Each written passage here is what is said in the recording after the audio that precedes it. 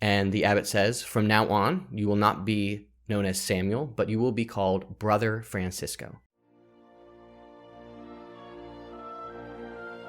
Hello, I am Brother Francisco Whitaker, and this is All Good in the Brotherhood.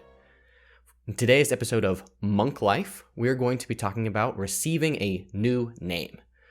So when I entered St. Vincent in 2019, I did not enter as Francisco. I had a previous name. And this is pretty common in religious life, that when a man or a woman goes from being just a regular layperson to entering consecrated life, that they actually receive a new name as a sign of the new life that they are going to live. Well, how does that happen? What's the process? And why did I choose the name that I have? Well, it could be a different process for different religious orders, but I will just speak from my own experience as being a Benedictine. So growing up, my baptismal name, the name my parents gave me, was Samuel.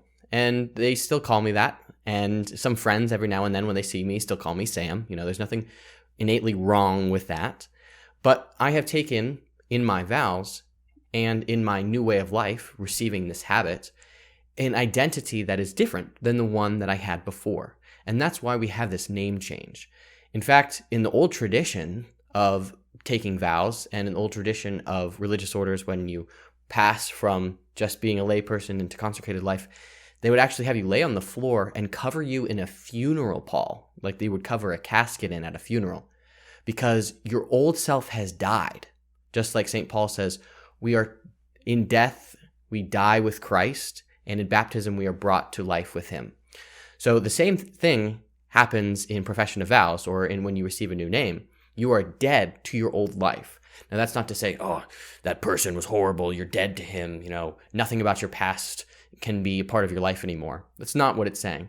But rather, you are abandoning yourself and your self-will for Christ and this community.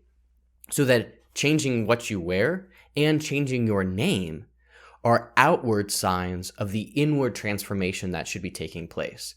That, as St. Benedict says, the process of the monastery as a school of the Lord's service is a daily growth in getting rid of your own self-will and a desire for autonomy, and rather living in the will of Christ, which is manifested through obedience to the abbot. So that's why you take on a new name. Now, how do I have the name Francisco, and how did that whole process shake out? Well, growing up, my family attended this family institute, this family camp in Ohio called Catholic Family Land. It was founded by a group called the Apostolate for Family Consecration, which is about 50 years old, and it's a lay apostolate which is dedicated to the growth of family faith and consecration of the whole family to Jesus, Mary, and St. Joseph.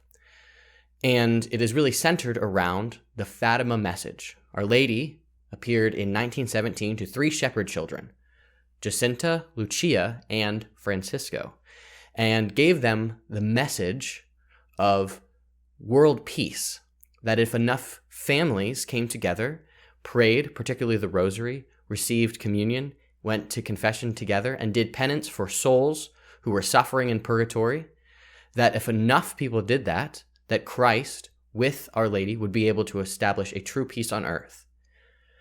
Well, the Apostolate for Family Consecration promotes this message of Fatima, and every summer they host these things called family fests, which are week-long camps in which families all come together at this camp in Ohio, outside of Steubenville, to experience really a little bit of heaven. There's opportunities for mass, confession, but also just games and sports and fun activities for everyone. But the spirituality is showing families how and encouraging them in already the faith that they have together.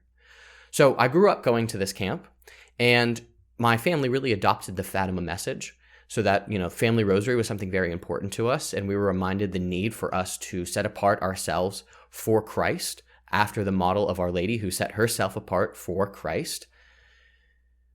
So that message became very, very important to me, and the consolation of the rosary and the consolation of the presence of the whole Holy Family in my life was something that I took very seriously and really helped me in a lot of my struggles wrestling with the faith at times in high school and college.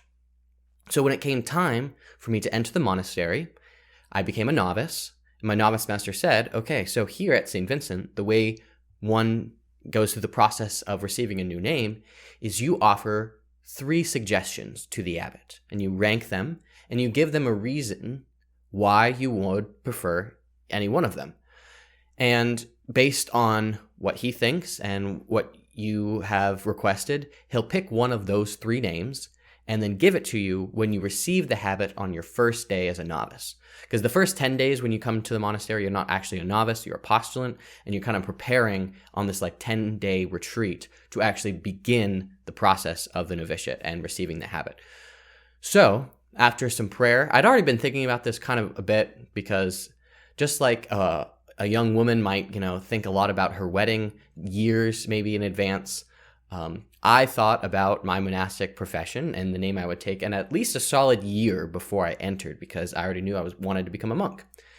So I was pretty certain, but with more prayer and more reflection and talking to my spiritual director, because of the message of Fatima that I grew up with and the spirituality of my family and how important Catholic family land was, and the apostolate in general, was to my own discovery and acceptance of my vocation, it was very clear to me that the name Francisco, which is the one boy of the 3 shepherd children, that his model of life was one that I wanted to adopt. And so choosing him as my patron and choosing him as my monastic name made a lot of sense. And he had actually just been canonized only 2 years prior to me entering the monastery, so there was extra thumbs up. Plus, very, very little is known about him.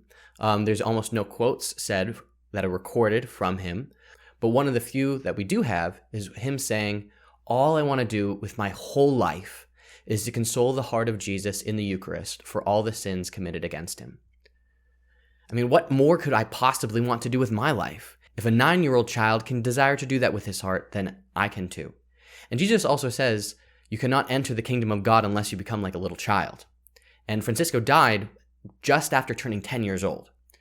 So his example of childlike innocence, purity, and love of Christ was something I wanted to model my monastic life after. So that's why I put him as my first on my request to the abbot. Now, my second was St. John Bosco, because of his work with boys and just his vibrancy and his joy and his tenacity to continue to serve others when others denied him or said he would be crazy.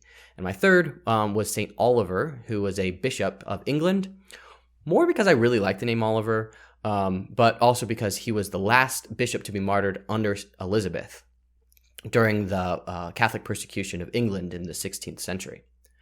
So those were the 3 names I submitted to the abbot, and that's kind of the whole process here at St. Vincent. You submit 3 names, and then it's a few days later, so I'm sitting in my chair getting ready to receive my habit, and the abbot says, from now on, you will not be known as Samuel, but you will be called Brother Francisco.